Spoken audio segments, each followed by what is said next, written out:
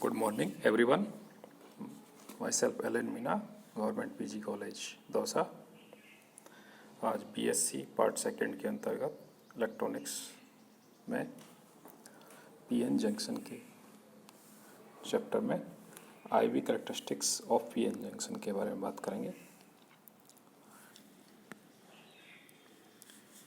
सबसे पहले पीएन संधियों के अपलाक्षणिक में कुछ भिन्नताएं होती हैं। भिन्न भिन्न पीएन संधियों के अपलाक्षण, परंतु मोटे तौर पर पीएन संधि के अपलाक्षणिक जैसे ही प्राप्त होते हैं।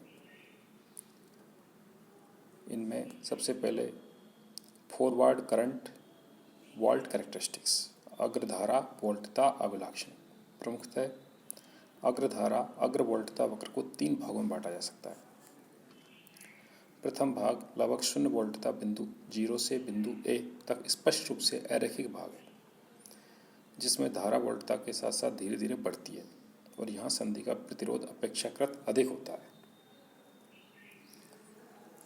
कभी कभी धारा बिंदु ओ से प्रारंभ नहीं होकर किसी नियत वोल्टता से प्रारंभ होती है, तो इसे दहली वोल्टता या थ्रेशोल्ड वोल्टेज या कट इन वोल्टेज कर्तन वोल्टता भी कहते हैं। ये वोल्टता विभिन्न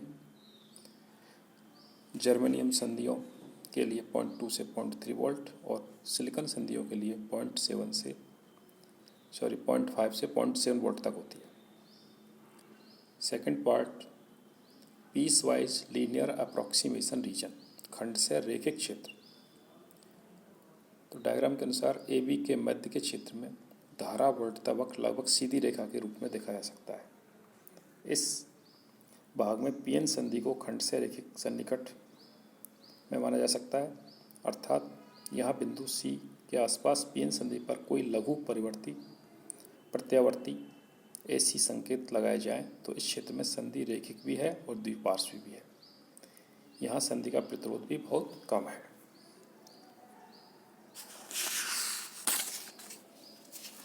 थर्ड एवलांस भंजन क्षेत्र, एवलांस ब्रेकडाउन रीजन।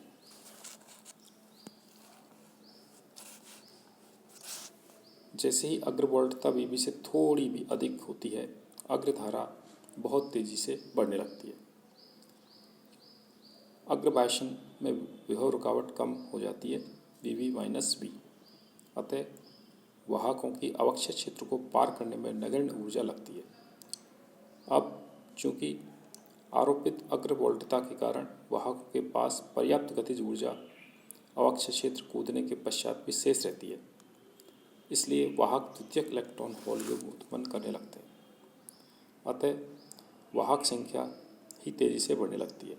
इस कारण धारा में तेजी से वृद्धि होने लगती है। साथ ही यह संभावना भी बढ़ जाती है कि अधिक ऊर्जा वाले वाहक बद्ध आयनों को भी अपने स्थानों से अंतर क्रिस्टलीय स्थानों पर प्रतिक्षेपित कर देते हैं, स्थानांतरित कर देते हैं, अर्थात क्रिस्टल की आदर्श आवर्ती संरचना को ही बिगाड़ देते हैं। यदि ऐसा होता है तो पीएन संधि सदा के लिए खराब हो जाती है और हम साधारण बोलचाल की भाषा में बोलते हैं कि संधि जल जाती है। अतः ये बहुत महत्वपूर्ण बात है कि कभी भी पीएन संधि को एवलांस भंजन क्षेत्र में काम नहीं लेना चाहिए। संधि पर आरोपित वोल्टता सदैव वीबी से कम होनी चाहिए। Reverse current voltage characteristics, second part. विभिन्न पीएन संधियों के पश्चात पश्च धारा वोल्टता अभिलाक्षणिक की पीएन संधि संरचना के अनुसार पर्याप्त विभिन्नताएं होती हैं, परंतु मूल रूप से निम्न बिंदु ध्यान देने योग्य होते हैं। पहला, पीएन संधि पर पश्च बायस वोल्टता आरोपित करने पर नगण्य धारा अल्पसंख्यक वाहकों के कारण प्रभावित होती है और ये माइक्रो एम्पियर से नैनो एम्पियर की कोटि की होती है। अतः यदि हम प्रमुखतः डी पी क्षेत्र पर बिंदु को मध्य बिंदु रखते हुए कोई प्रत्यावर्ती संकेत पीएन संधि पर आरोपित करें तो संधि एक पार्श्विक युक्ति की तरह कार्य करती है। अतः ये संकेत का दिष्टकरण होता है। यदि क्षेत्र ओ ए बहुत छोटा हो तो दिष्टकरण लगभग रेखिक होगा, अन्यथा दिष्टकरण में अर्ध तरंग से भी कम भाग के समानुपातिक निर्गत वोल्टता प्राप्त होती है। सेकेंड पार्ट, कुछ विशेष प्रकार की निर्मित संधि जैसे जीनर संधियाँ कहते हैं, इस प्रकार से निर्मित की जाती हैं कि संधि क्षेत्र में वाहक सांद्रता में प्रवणता रेखिक नहीं होती, अपितु सहसा होती है। ऐसी संधियों पर एक निश्चित पश्च वोल्टता पर धारा एकाएक तेजी से बढ़ने लगती है।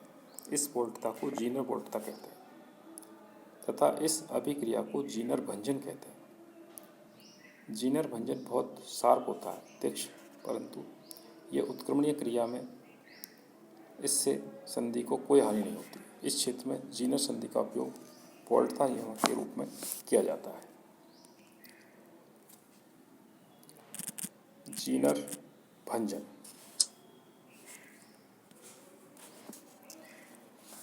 जीनर भंजन को समझने के लिए हम रिवर्स पीएन संधि के रिवर्स पार्ट की बात करते हैं। इसमें जीनर भंजन की स्थिति में उत्क्रम वोल्टता इतनी अधिक हो जाती है कि एन क्षेत्र का चालन बैंड पी क्षेत्र के संयोजी बैंड की सीध में आ जाता है। यदि अवक्षय क्षेत्र पर्याप्त पतला है तो अब पी क्षेत्र के संयोजी बैंड के इलेक्ट्रॉन पी क्षेत्र में चालन बैंड में कूदने के स्थान पर सीधे टनल इफेक्ट विपरीत प्रभाव क्षेत्र चालन बैंड में प्रवेश लगा जाते हैं। धारा तेजी से बढ़ने लगती है। साधारणतः बोलचाल की भाषा में हम जीनर भंजन वोल्टता पर कोई संयोजी बांड टूट जाते हैं, अतः कई नए इलेक्ट्रॉन होल युग्म चालन बैंड के लिए प्राप्त हो जाते हैं। अतः धारा में तेजी से वृद्धि होने लगती है। चूँकि पश्च धारा नगण्य होती है, 10⁻⁶ से 10⁻⁹ एम्पीयर की कोटि की, अतः इस युक्ति को कोई खतरा नहीं होता है। हाँ, प्रत्येक पीएन संधि के लिए एक सुरक्षित पश्च धारा आई मैक्सिमम अवश्य होती है और पश्च धारा इससे अधिक नहीं होनी चाहिए। और ये भी ध्यान रखना चाहिए कि जीनर भंजन की स्थिति में पीएन संधि का पश्च गतिक प्रतिरोध नगण्य होता है, क्योंकि भंजन की स्थिति में धारा बहुत तेजी से बदलती है, जबकि वोल्टता में परिवर्तन नगण्य होता है। Thank you.